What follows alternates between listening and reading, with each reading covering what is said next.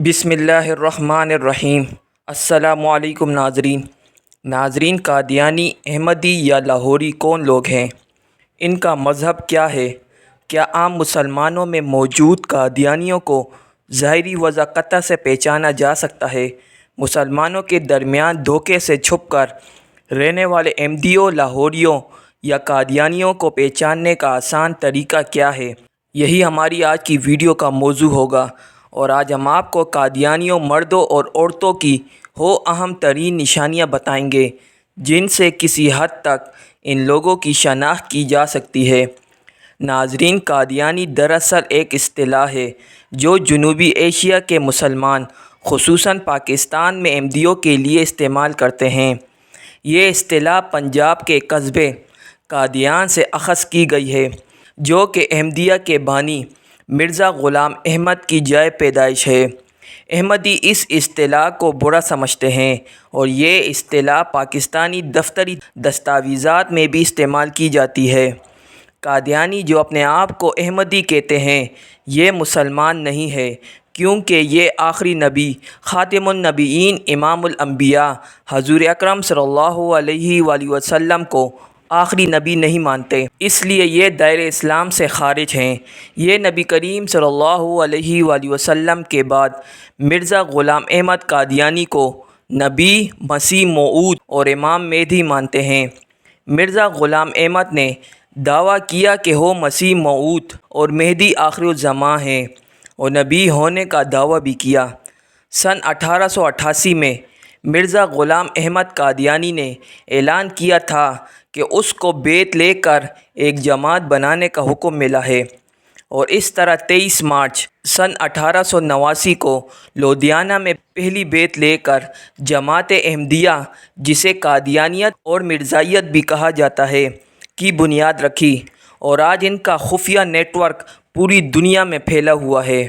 ناظرین، 1974 کی پاکستانی آئینی ترمیم اور بعد ازاں 1984 کے امتناع کے مطابق قادیانی قانونی ایکٹ کی شق 298A، 298B اور 298C کے تحت نہ صرف کافر ہے، بلکہ دھوکہ دے کر خود کو مسلمان ثابت کرنے کے لیے اگر شعائر اسلام کا استعمال کرے تو 3 سال کی قید پاکستانی قانون کے مطابق موجود ہے۔ بات کرتے ہیں ان اہم ترین نشانیوں کی جن سے قادیانیت کی پہچان کی جا سکتی ہے۔ نمبر 1، مسلمانوں سے گپ شپ کے بہانے۔ قادیانی مذہبی امور پر گفتگو کرتا ہے، اپنی قادیانی شناخت کروائے بغیر، اور یہ باور کرانے کی کوشش میں لگا رہتا ہے کہ حضرت عیسیٰ علیہ السلام کے متعلق یہ عقیدہ رکھنا کفر اور خلاف اسلام و قرآن ہے کہ اللہ نے ان کو آسمان پر زندہ اٹھا لیا ہے، اور کافر ان کو صلیب نہیں دے سکے، اور وہ قرب قیامت سے قبل دنیا میں واپس آئیں گے اور دجال کو قتل کریں گے، بلکہ ان کو صلیب پر چڑھایا گیا، لیکن وہ زخمی حالت میں فلسطین سے کشمیر ہجرت کر گئے، وہاں 120 سال کی عمر میں ان کو موت آئی۔ اور صحیح احادیث میں جو مذکور ہے کہ قیامت سے قبل حضرت عیسیٰ ابن مریم علیہ السلام نے نازل ہونا ہے، اس سے مراد یہ ہے کہ اس امت میں سے ہی کسی مثل عیسیٰ نے پیدا ہو کر مسیح ابن مریم علیہ السلام اور امام مہدی علیہ السلام ہونے کا دعویٰ کرنا ہے۔ اور قرآن مجید میں جہاں توفیٰ کا لفظ موجود ہے، حضرت عیسیٰ ابن مریم علیہ السلام کے متعلق اس سے مراد ان کی موت ہے۔ حالانکہ عربی بولنے اور جاننے والے یہ سمجھتے ہیں کہ توفیٰ کا مطلب کسی چیز کو پورا قبض کرنا یا پورا لے لینا ہوتا ہے، اور چونکہ اللہ نے آپ علیہ السلام کی مکمل توفیٰ کر لی، یعنی جسم، شعور اور روح سمیت آسمان پر اٹھا لیا، اس لیے قرآن میں ان کی توفیٰ کا بیان ہے، اور احادیث میں ان کے قیامت سے قبل نزول کا واقعہ اس توفیٰ کی تصدیق کرتا ہے۔ नंबर 2, उलमाए दीन से शदीद मुतनफ़्फ़र करने की कोशिश करना और उनको तमाम बुराइयों की जड़ बताते हुए मुल्ला या मौलवी के नाम से पुकारता है। फ़िरका वारियत और कुफ़र के फ़तवों पर बात करने के बहाने मौज़ू को अक़लियतों के ख़िलाफ़ होने वाली कार्रवाइयों बशमूल कादियानी जमात, जिसको ये जमात अहमदिया कह कर मुखातिब करते हैं, उनकी तरफ ले जाता है और ये जताने की कोशिश करता है क्योंकि मुसलमानों के तमाम फ़िरके एक दूसरे को काफिर करार देते हैं, वैसे ही उन्होंने जमात अहमदिया को अपने आपस के इख्तलाफ के तहत काफिर करार दे दिया। हालांकि उम्मत मुस्लिमा के तमाम मसालिक बिलिजिमा एक दूसरे को काफिर करार नहीं देते और फ़िक़्ह के चारों इमाम जो गुज़रे हैं, इमाम अहमद बिन हम्बल रहमतुल्लाह अलैह, इमाम शाफ़ी रहमतुल्लाह अलैह, इमाम मालिक रहमतुल्लाह अलैह और इमाम अबू हनीफ़ा रहमतुल्लाह अलैह, उनमें से किसी ने दूसरे फ़िक़्ह के मानने वाले को काफिर या इस्लाम से ख़ारिज करार नहीं दिया, बल्कि इस मामले में तमाम उम्मत मुस्लिमा का इजमा मौजूद है हमेशा से कि आप सल्लल्लाहु अलैहि वसल्लम के बाद पैदा होने वाला हर मुद्दई नबूवत और उसके पैरोकार काफिर और इस्लाम से ख़ारिज हैं। हत्ता कि इमाम अबू हनीफ़ा रहमतुल्लाह अलैह का फ़तवा है कि जिस किसी ने आप सल्लल्लाहु अलैहि वसल्लम के बाद किसी मुद्दई नबूवत से उसकी सदाकत का सबूत तलब किया किसी तरद्दुद के साथ, तो वो ख़ुद भी इस्लाम से ख़ारिज हो जाएगा। नंबर 3,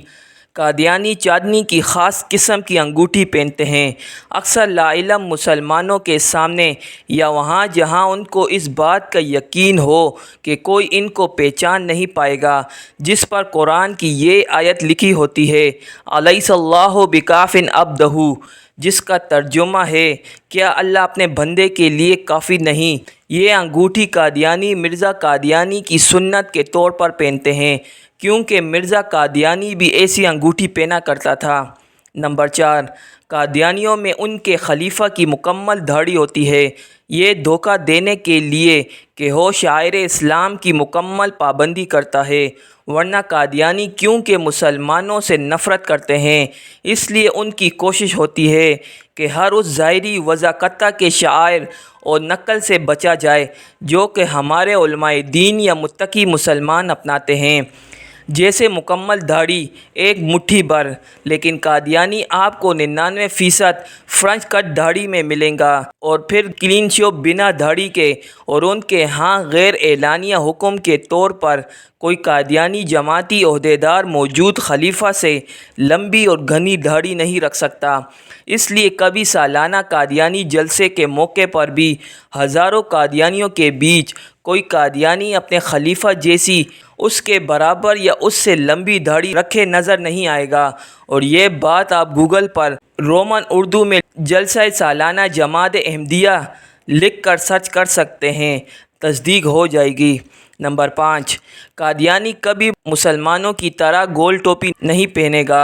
मखसूस नमाज वाली हो या तो पठानों की मखसूस टोपी पहने नज़र आएंगे, या सिंधी टोपी, और या फिर जिना केप। इस हवाले से एक ऐसी बात जो कोई कादियानी आपको नहीं बताएगा हो ये है कि कादियानी जमात में उनके मर्तबे या रुतबे के लिहाज से सर ढाँपने का रिवाज है। मर्दों में इनका खलीफा पगड़ी पहनता है शमले वाली, और इसके अलावा किसी कादियानी को इसकी मौजूदगी में पगड़ी पहनने की इजाज़त नहीं होती। खलीफा के बाद जो इससे निचले दर्जे के ओहदेदार हैं वो जिना केप का इस्तेमाल करते हैं, पेंट कोट या सलवार कमीज व शेरवानी के साथ, और फिर उनसे निचले आम कादियानी पठानों की मखसूस टोपी पहनते हैं या फिर सिंधी टोपी में नज़र आते हैं। नंबर 6,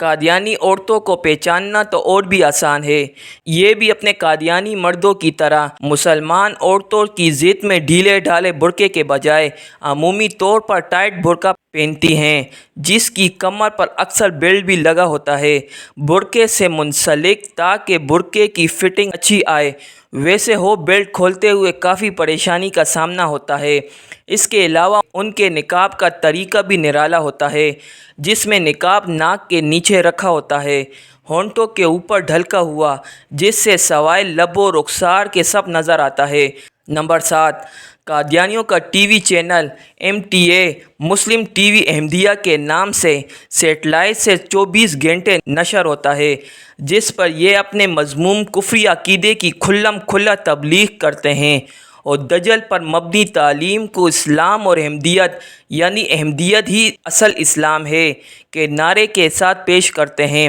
قادیانیوں کی ایک نشانی یہ بھی ہے کہ آج کے اس دور میں جب کیبل ٹی وی عام ہے اور ڈش اینٹینے کا استعمال متروک و معدوم ہو چلا ہے پاکستان میں عام گھریلو صارفین کے لیے، لیکن اس کے باوجود قادیانی MTA چینل دیکھنے کی غرض سے اپنے گھروں پر ڈش اینٹینا لگاتے ہیں اور جن مسلمانوں پر یہ اپنے دجل و فریب کی طبع آزمائی کرتے ہیں، ان کو اکثر تبلیغ کی نیت سے اپنا یہ ٹی وی چینل دکھانے کی کوشش کرتے ہیں۔ اپنے گھر یا علاقے کے قادیانی مرکز بلا کر اس ٹی وی چینل اور قادیانیوں کا مشہور مینارۃ المسیح جو کہ قادیان انڈیا میں ہے، جس مینارہ کو یہ اپنے ٹی وی چینل پر مسلمانوں کے مقابلے میں خانہ کعبہ اور مسجد نبوی کی جگہ دکھا کر اس کی مشہوری کرتے ہیں۔ نمبر 8، سب سے اہم نشانی یہ کہ قادیانی ناموں کے آغاز میں آپ کو زیادہ تر محمد لگا نظر نہیں آئے گا اور نہ ہی کوئی پیدائشی قادیانی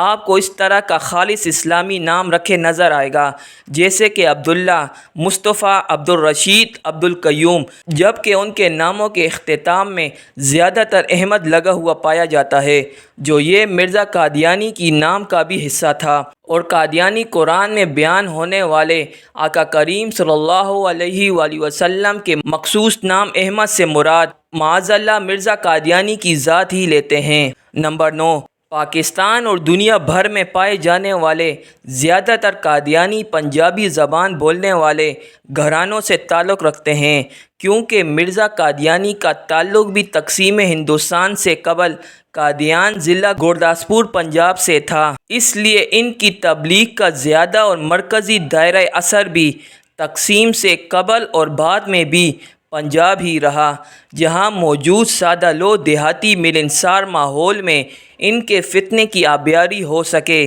اور آج بھی یہ سلسلہ جاری ہے۔ ناظرین، اسی امید کے ساتھ آج کی ویڈیو آپ کو ضرور پسند آئی ہوگی۔ ویڈیو پسند آنے کی صورت میں ویڈیو کو لائک کرنا مت بھولیے اور اسے اپنے دوستوں کے ساتھ ضرور شیئر کیجیے۔ انشاءاللہ پھر ایک نئی اسلامی اور معلوماتی ویڈیو کے ساتھ آپ کی خدمت میں حاضر ہوں گے۔ تب تک کے لیے اجازت دیجیے۔ اللہ نگہبان۔